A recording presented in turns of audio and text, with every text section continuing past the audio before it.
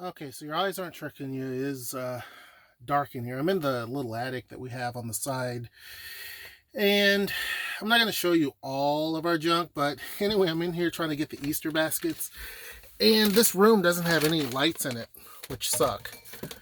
So we put a little bit of temporary lights, but that hasn't helped. But I did get a Bont Spark headlamp, which is actually better than their other one that they sent. And this is it.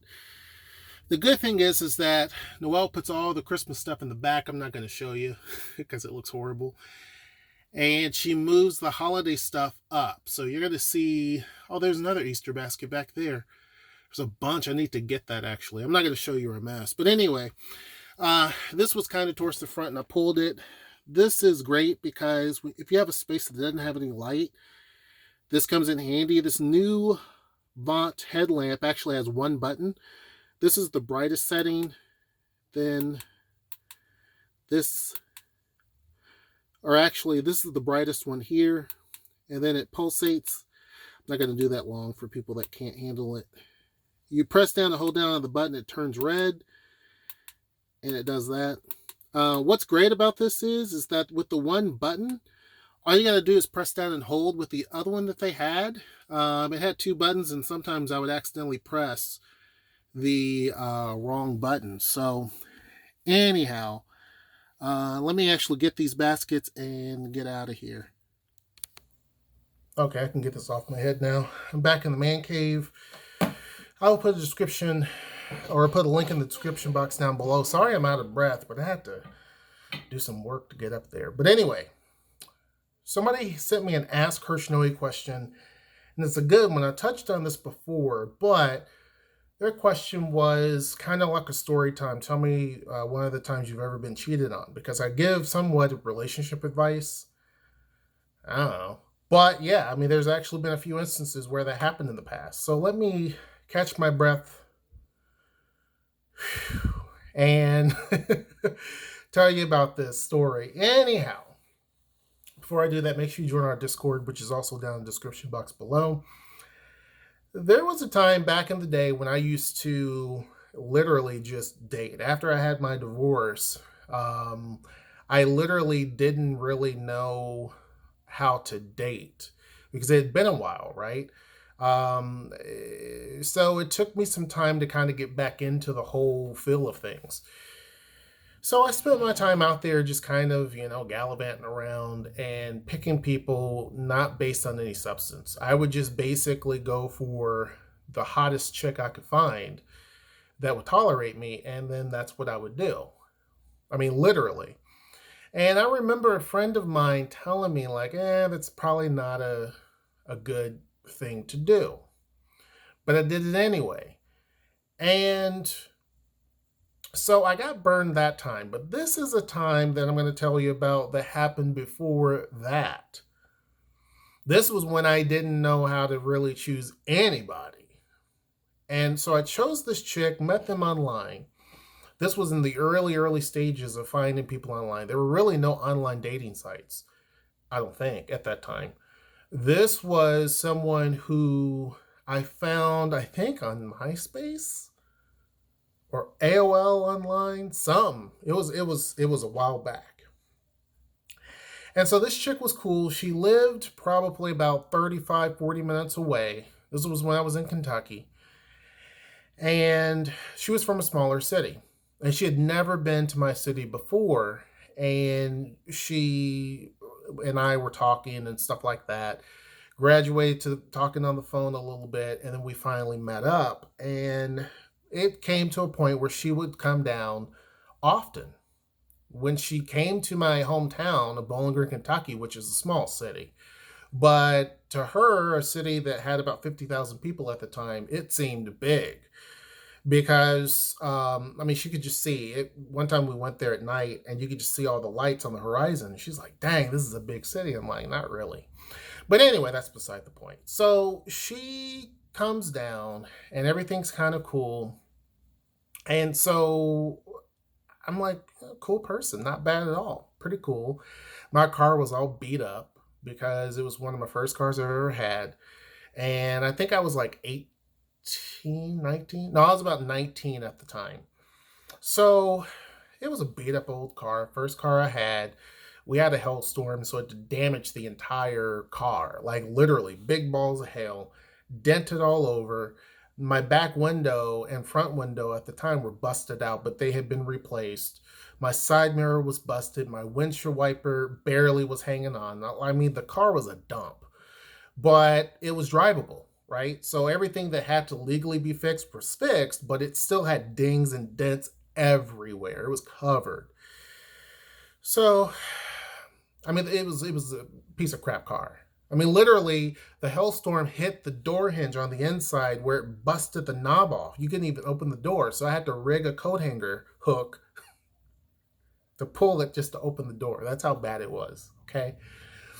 But anyway, so dated this chick, and we started dating quite a bit, and then finally she says, she's gonna move down there. So I said, cool, there's a lot more opportunities. She moves down. I forget where I'm working at the time, but I'm doing okay. And so she's like, you should just stay with me. Because I was staying with my mom. And I'm like, you know what? It's not a bad idea. I'm going to college. Whatever. So I am like, I won't stay with you.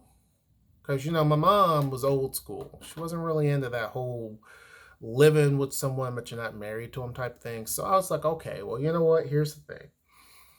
I will kind of quasi stay here and kind of quasi stay at home. And my mom, I think I told her that I had two roommates. One was a guy, one was a girl, and then there's me. I think I said something like that in order to kind of make it work. And so she was fine with that. So I'm dating this chick. And I remember after a while, the relationship just started to get kind of strange. Just very, very abruptly. It was getting very strange. Now, she had dated a guy who was a thug. I mean, period. He was a thug. And I think I told someone this story before, but he just basically didn't care. He had several kids. Now, I think he was from Louisville, but he had several kids with several different people, and he was just not really a nice person. But for some reason, she couldn't stop talking to this dude. So she started talking to this guy without me knowing. And one time I needed to go and get some books from the university at the university bookstore. So she's like, I'll take you. So she drives me there, and I had some sort of a leg injury. And I remember this because I had to limp up that hill. At West Kentucky University, it's just a giant hill everywhere. It's just hills. So I had to limp up the thing. And in the meantime, I thought she was going to come with me. She's like, nah, I'll just sit here in the car. So while I'm in the library, what I didn't know was that she was calling and speaking to him. Now, mind you, back in the day, the cell phones were big old huge. They were like this. Big old huge blocky things. So she's talking to him and everything. By the time I get back out there, her attitude has even shifted even more. It was kind of like she was so not at all. It was like I had spit in her face type of thing. Like she just didn't want to have nothing to do with me.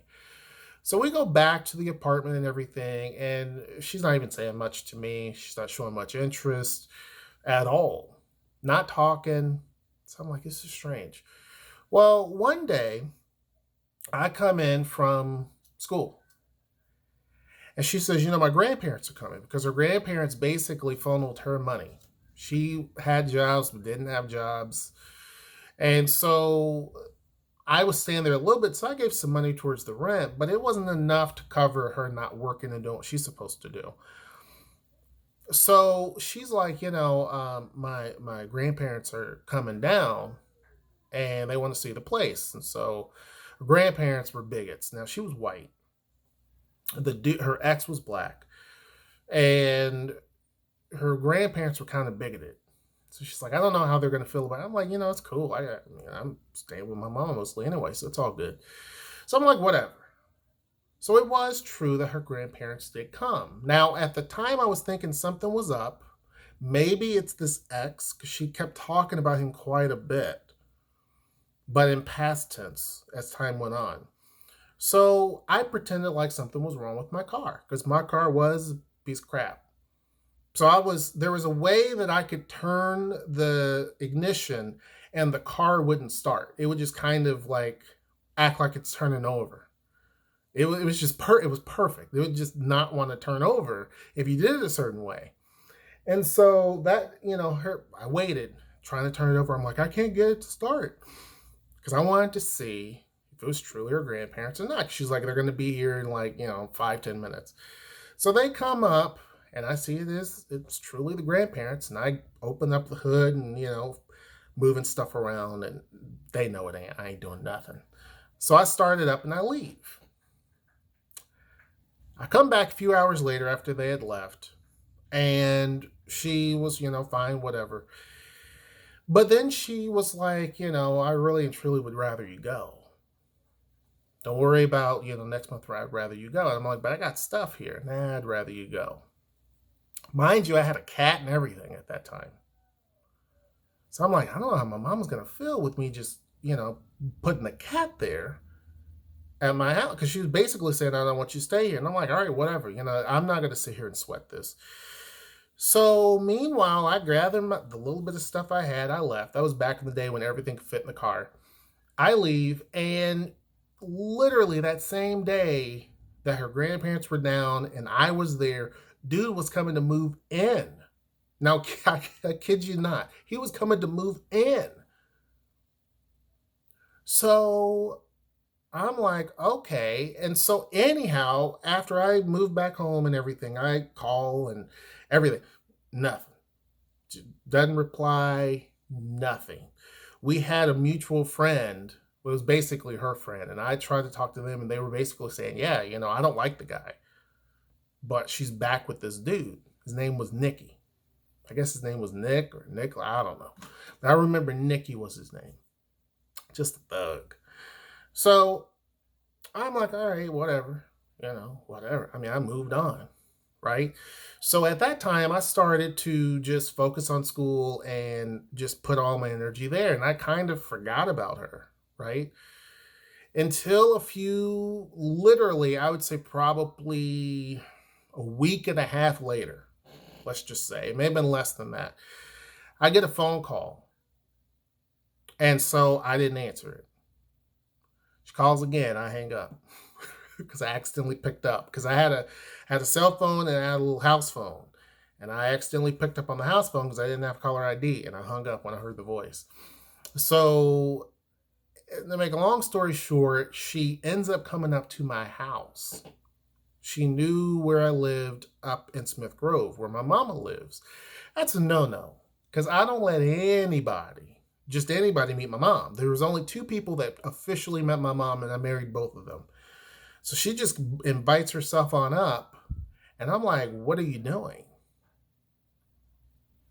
And so I was really, really pissed. So she's like, I really need to talk to you. I'm like, well, first you need to leave. If you want to talk to me, you need to schedule some time. Well, you're not picking up the phone, back and forth. I'm like, but you got to go. I don't want you here in the presence of my mama. Like, you don't deserve to be within 6 miles of my mama. So I don't need you here. So she leaves, calls me up, and I said, okay, what is it that you need? Well, why don't you come visit me? I'm like, I ain't doing that. Once you burn me, I'm not done. So then she was like, well, he did all the stuff. Basically, he ended up charging her cell phone, or not charging her cell phone, charging her bank account, her debit card, pulling all the money out that her grandparents gave her. She had no money, couldn't make rent, couldn't do anything. She needed gas money because she needed to go back up, because her grandparents refused to come down for whatever reason. And they didn't know about him. Hold on. They didn't know about him, but they refused to come down. So she needed for me to be able to take what little money they had given her, that she still had, to go and get gas, help her get gas in a tank and bring it back to her car so she can make her way back up to where she is from, so she could talk to her grandparents and try to figure things out.